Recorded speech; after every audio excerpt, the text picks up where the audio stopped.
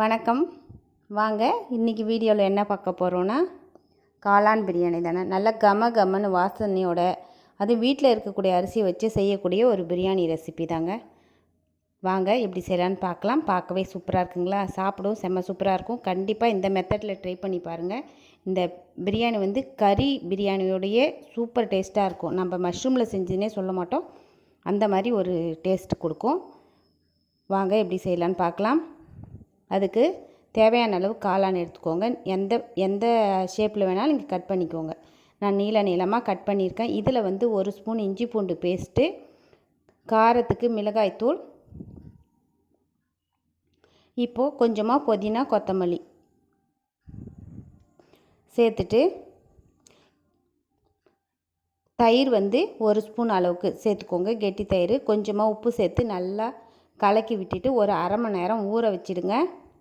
இந்த டைமில் நம்ம அரிசியும் அரை மணி நேரம் ஊற வச்சுக்கலாம். நம்ம வீட்டில் சாப்பாடு செய்கிற அரிசியில் தான் நான் செஞ்சேன், அவ்வளோ டேஸ்ட்டாக இருந்துச்சு. இப்போ இது குக்கரில் தான் செய்ய போகிறேன். எண்ணெயும் நெய்யும் நல்லா கலந்து விட்டுக்கோங்க. பட்டை, கிராம்பு, ஏலக்காய், கல்பாசி, பிரிஞ்சி இலை எல்லாமே சேர்த்துக்கோங்க. நல்லா பொரிஞ்சு வரட்டும். நீளமாக கட் பண்ண வெங்காயம், அப்புறம் நான் கொஞ்சம் சின்ன வெங்காயமும் சேர்த்துருக்கேன், டேஸ்ட்டாக இருக்கும் கொஞ்சம். இப்போது தக்காளி, பச்சை மிளகாய் எல்லாத்தையும் சேர்த்து நல்லா வதக்குங்க. வெங்காயம் நல்லா சுருள வதங்கணும். இப்போது கொஞ்சமாக இஞ்சி பூண்டும் பேஸ்ட்டும் போட்டுக்கோங்க. நம்ம ஏற்கனவே போட்டுருக்கோம், அதுக்காக இப்போயும் சேர்த்து கொஞ்சம் கம்மி பண்ணி போட்டுக்கோங்க. புதினா கொத்தமல்லி போட்டுக்கோங்க. நல்லா வதக்கி விடுங்க. இந்த டைமில் காரத்துக்கு தகுந்த மாதிரி மிளகாய்த்தூள், மல்லித்தூள் போட்டுக்கோங்க. ஏற்கனவே நம்ம காளானில் போட்டிருக்கோம், அதனால் இதில் கொஞ்சம் பார்த்து போட்டுக்கோங்க. கரம் மசாலா 1 ஸ்பூனும் சேர்த்துக்கோங்க. பிரியாணி மசாலா கூட நீங்கள் சேர்த்துக்கலாம். நல்லா சுருள வதங்கினதுக்கப்புறமா நம்ம எடுத்து வச்சுருந்த காளானை இது கூட சேர்த்துருங்க. தண்ணி நான் இதுக்கு 1க்கு 2 வச்சுருக்கேன். ஏன்னா நம்ம சாப்பாட்டு அரிசியில் செய்கிறதால அப்படி செய்கிறோம்.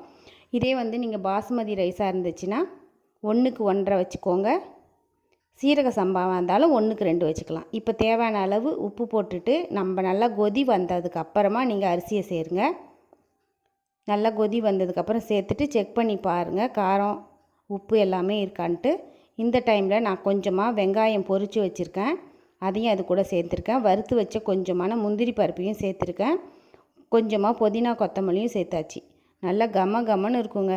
கறி பிரியாணியை விட ரொம்ப டேஸ்ட்டாக இருக்கும், அந்த லெவலில் இருக்கும் இந்த பிரியாணி. இப்போ குக்கரை க்ளோஸ் பண்ணிவிட்டு 2 விசில் விட்டு அப்படியே விட்டுடுங்க.